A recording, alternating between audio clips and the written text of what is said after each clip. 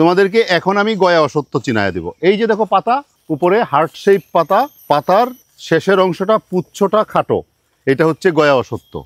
এটা ফাইকাস রুমফি। এইটা হলো এইখানে কেন হয়, এটা বট গাছের নিচে কখনো চারা হতে দেখবা না। আম গাছের নিচে আম পাখি খেয়ে ফেলছে, এটা চারা হতে পারে, বড়ই গাছের নিচে হতে পারে, কিন্তু বট গাছের নিচে কখনো চারা হয় না।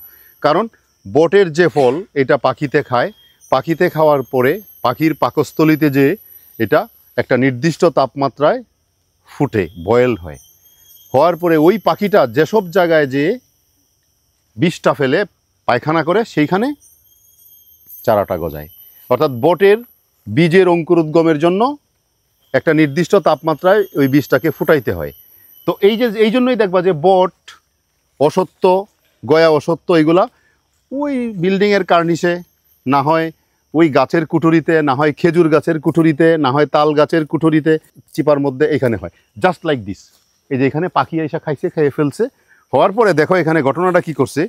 ঘটনাটা সে করছে এইখানে সে ধীরে ধীরে সে তার অঙ্কুরিত হয়েছে, বীজটা অঙ্কুরিত হয়ে আস্তে আস্তে তার শেকড়টাকে মাটিতে প্রথিত করে দিয়ে এখন যে কাজটা সে করছে, একটা সময় এই যে তাল গাছকে সে অবলম্বন হিসাবে তার নিজে টিকে থাকার জন্য গ্রহণ করে নিয়ে আস্তে আস্তে সে এটাকে পেঁচায়া ধরছে, ধরে এমন একটা অবস্থার সৃষ্টি করে দিয়ে এই তাল গাছটা আর থাকবে না, এক সময় তাল গাছটা শেষ হয়ে যেমন আগ্রাসন হবে। অর্থাৎ এইটাকে বলা হয় স্ট্র্যাংলার ফিগ। অনেক জায়গায় দেখবে একটা তাল গাছ, একটা খেজুর গাছ, এইগুলো আছে, কিন্তু এর উপরে এই বট ছিল। তাল গাছের অস্তিত্বটা নাই, মাথাটা একটু আছে, কিন্তু পরিণামে শেষে যায় দেখা গেছে যে এটা বটটা, পাকুড়টা, অথবা গয়া অসত্যটা, অথবা অসত্যটা সে তার বহিঃপ্রকাশ ঘটাইয়া দিয়া সে বিশাল হয়ে বেঁচে আছে। এটাও তাই হবে। এই দেখো তাল কি শক্ত, গাছটা নষ্ট হয়ে যায় এমনভাবে চেপে ধরে যে গাছে তার নিজের যে জৈবনিক কার্যক্রম ঠিক মতো চালাইতে পারে না, এক সময় গাছটা আর থাকে না। বলেন, আপনি বলেন, খুদে বটনিস্ট বলেন এটার নাম কি? এটা হচ্ছে আমরা যেটাকে পিপুলটি বলি, কোথাও কোথাও, কোথাও কোথাও মেন্দা বলি, কোথাও কোথাও চাপাইতে বলি, কোথাও কোথাও কি বলি, কুকুরচিতা। আবার ময়মনসিংহের আঞ্চলিক ভাষায় বলে হচ্ছে এটারে খারাজোড়া, লিটসিয়া গ্লুটিনোসা। এই উদ্ভিদটা সাধারণত ডিসেন্ট্রির মহৌষধ হিসাবে ব্যবহার করা হয়, এবং এইটার পাতাটা স্নিগ্ধকারক, চমৎকার একটা ফ্লেভার হয়। দেখেন চমৎকার ফ্লেভার হয়, এটা পানিতে গুলে দিলে পানিটা ঘন হয়ে যায়, ওটা যদি খাওয়া হয় তাহলে ডিসেন্ট্রি থাকলে ডিসেন্ট্রি চলে যায়। আমলকি, হর্তকি, বহেরা, এটা হচ্ছে বহেরা। বহেরা গাছে যদি ফুল হয় কখনোই মৌমাছি দ্বারা পরাগায়ন হয় না। কারণ হচ্ছে এইটার যে ফুলটা, এই ফুলের গন্ধটা এমন একটা গন্ধ, ফিসেসের মতো গন্ধ, আপনি যদি হেঁটে যান আপনি এর আশপাশ দিয়ে আসবেন না। অম্লীয় গন্ধ, এই অম্লীয় গন্ধ মৌমাছি পছন্দ করে না। এটার পরাগায়ন ঘটায় বড় বড় মাছি পোকা। ভলাটাইল অর্গানিক কম্পাউন্ড থাকে এটার মধ্যে। এই ভলাটাইল অর্গানিক কম্পাউন্ডগুলি হচ্ছে দায়ী, কোনটা সুগন্ধ হবে কোনটা দুর্গন্ধ হবে। এটা হচ্ছে বাংলা বট, যেটাকে ফাইকাস বেঙ্গালেন্সিস বলা হয়। আরেকটা বট আছে, সবই বটের প্রজাতি, ওইটা একটু পরে দেখাবো। ওইটা হচ্ছে, একটু বলি তোমাদেরকে, পাতার আকৃতি দেখে বোঝা যায়। অসত্যকে অনেকেই বট বলে ফেলে, রমনার বটমূল, আসলে এটা অসত্যমূল।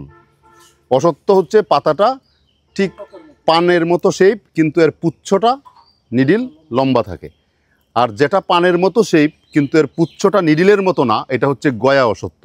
একটা হচ্ছে অসত্য, একটা হচ্ছে গয়া অসত্য। পাকুড়ের পাতাটা হচ্ছে আমের পাতার মতো লম্বা।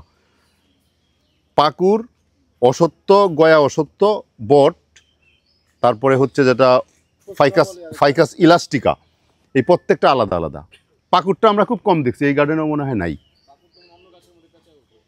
না না না, পাকুড় বিশাল বড় বৃক্ষ হয়, পাতাটা হয়। চন্দ্রিমা উদ্যানে একটা আছে, একটা পাকুড় গাছ। আমি কয়দিন আগে এর তুলনামূলক একটা আলোচনা করছিলাম, অবশ্য সবাইকে দেখায়। এটা হচ্ছে হিজল গাছ। পিছল পথে কুড়িয়ে পেলাম হিজল ফুলের মালা, কি করিয়ে মালা দিয়ে বলরে চিকন কালা। এটা হচ্ছে আমাদের বিদ্রোহী কবি কাজী নজরুল ইসলামের লেখা, চমৎকার। এই হচ্ছে সেই হিজল ফুলটা যখন, এই যে দেখো কি চমৎকার কার্পেটিংয়ের মতো পড়ে আছে, পানিতে যখন ভেসে যায় ঢেউয়ের মতো, ভালো লাগে, খুবই চমৎকার। বেরিংটোনিয়া অ্যাকুটাঙ্গুলা। ত্রিফলার নাম হয়তো আপনারা অনেকেই শুনছেন, হর্তকি, আমলকি, বহেরা। এটা হর্তকি। এই হর্তকি গাছে দেখবেন জাস্ট ছোট্ট আপেলের মতো হয়ে যায়, এখানে ঠিক মতো হয় নাই, এই যে দেখেন এটা একদম শেপটা আপেলের মতো হয়ে যায়। এটা হচ্ছে এটার ভিতরে গোল সৃষ্টি হয়, গোলটা হওয়ার পরে পুরা গোল একটা আপেলের মতো হয়ে যায়, কিন্তু এটা হর্তকি না। এটার ভিতরে পোকা বাসা বাঁধে, পোকা বাসা বেঁধে পোকাটার তার লাইফ সাইকেলটা সম্পূর্ণ করে সে বের হয়ে যায়। হর্তকি গাছের মধ্যে প্রচুর ছোট্ট সাইজের আপেলের মতো হয়ে আছে, এগুলো সব গোল, ফ্রুটস গোল। নিম গাছ, এইটার যে ফলটা হয়, ফলটা পাকলে একদম আঙ্গুরের মতো হয়। নিমের পাতা তিতা, নিমের বাকল তিতা, কিন্তু ফলটা যখন পাকে ফলটা মিষ্টি এবং কৃমিনাশক হিসাবে কাজ করে।